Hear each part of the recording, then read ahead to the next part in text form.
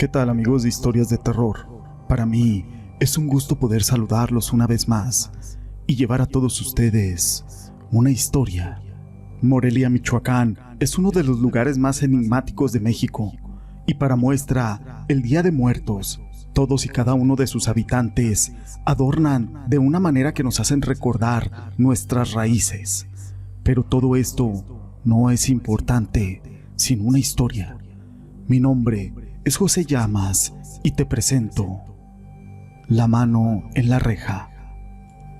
En una casa de la calzada de Guadalupe, en Morelia, vivió hace mucho tiempo don Juan Núñez, acompañado de su única hija Leonor, producto de su primer matrimonio, y su nueva esposa, doña Margarita de Estrada.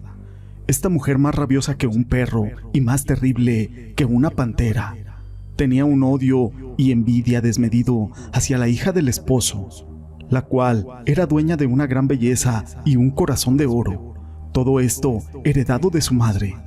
Así eran contrarias. La madrastra no permitía que la pobre muchacha hiciera cosas propias de su edad. La mantenía haciendo labores del hogar y encerrada en su casa. Sin embargo, Leonor, a escondidas, curaba las heridas de los fieles que iban al santuario guadalupano, y así fue conocida como el Ángel de San Diego. En la realización de estos menesteres se enamoró de ella don Manuel de la Serna, quien de inmediato quiso presentarse ante don Juan, mostrando sus intenciones. Pero don Juan aseguró que solo cedería a su hija en matrimonio si el pretendiente conseguía que el virrey pidiera su mano a través de una carta. Pero Manrique quiso primero estar seguro de la voluntad y del amor de Leonor, enviándole una nota, misma que ella contestó, otorgándole una cita a las 8 de la noche en la reja del sótano, donde doña Margarita la tenía confinada. Para ahuyentar a los curiosos, vistió a su paje de fraile, después de haberle pintado en su rostro una calavera, y hizo pasearse de un lado a otro a lo largo de la calzada, como toda un ánima en pena. El fingido difunto iba y venía a lo largo del muro donde estaba la reja del sótano.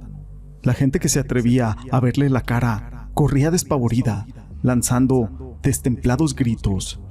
Entretanto, Manrique se acercaba a platicar con Leonor, así que noche a noche este paje andaba por la calle espantando a todos, y ya los tenía todos asustados, de modo de que a las 7:30 de la noche la gente estaba ya trincherada en sus casas, presa del miedo. Pero doña Margarita, tan maliciosa como era, anduvo espiando y descubrió aquel engaño, dando este motivo suficiente para hacer prisionera a Leonor en aquel sótano. Cuando la muchacha quiso salir al día siguiente, ya no pudo hacerlo. Pasó todo aquel día llorando y sin comer. No hubo quien notara su ausencia. Su padre estaba de viaje y su amado había partido de México para cumplir con aquel encargo. En espera de su amado, y tratando de no morir de hambre, Leonor sacaba de entre la reja su mano pálida y casi descarnada, a fin de implorar una limosna a los transeúntes que siempre ponían en ella un pedazo de pan. Como el temor al espanto se había acabado, pues ya no se veía al fraile ir y venir, lo cambiaron por el miedo a la pálida mano que pedía caridad pública, con voz débil y lastimera. Doña Margarita entonces tuvo que inventar que Leonor padecía locura.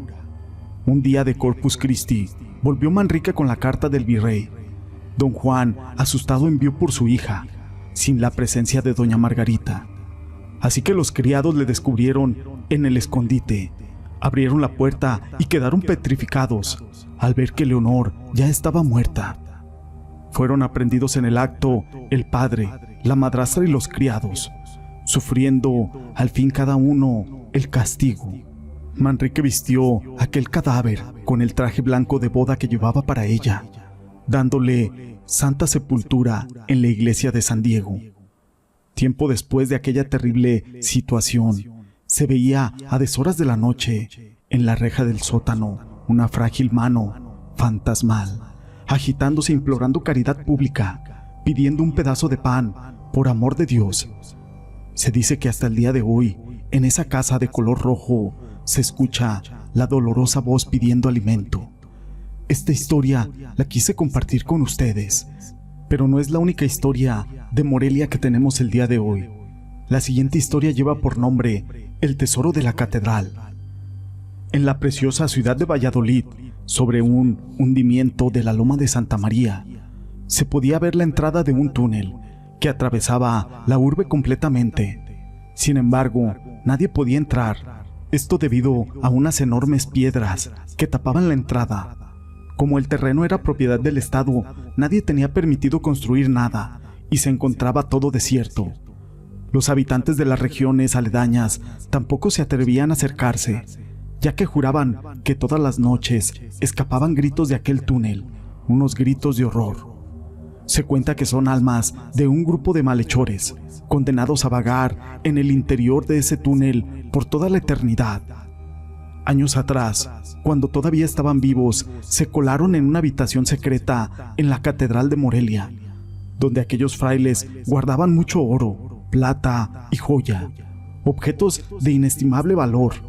Así que entraron por un túnel que cavaron en el suelo y poco a poco fueron sacando cuanto pudieron, hasta acumular un tesoro considerable. Pero cierto día, al ir a buscar una pieza que necesitaban de su fortuna, los religiosos se dieron cuenta de que les habían robado todo. De inmediato dieron aviso a las autoridades, las cuales no se explicaban cómo los ladrones habían podido entrar, y es que ese túnel estaba muy escondido.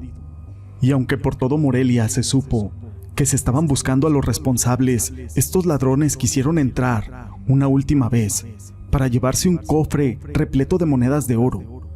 Esa noche, los curas los sorprendieron mientras estaban sustrayendo aquel dinero, y de inmediato se le dio aviso a los demás religiosos y a los criados. Cuando aquellos rufianes escapaban por aquel túnel, toda esta gente fue tras ellos, intentando impedir que escaparan. Desafortunadamente, hubo un derrumbe y no pudieron alcanzarlos. Unos soldados se pasaron toda la noche sacando escombro, pero lo más extraño fue que al explorar el resto del túnel no pudieron encontrar a los ladrones por ninguna parte. Jamás se llegó a saber qué les pasó o por qué desaparecieron.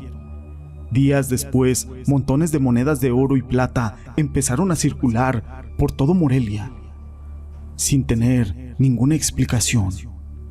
Estas historias las quise compartir con ustedes. Si les han gustado, déjenme su pulgar arriba. No olviden en dejar sus comentarios y gracias por ser parte de este canal.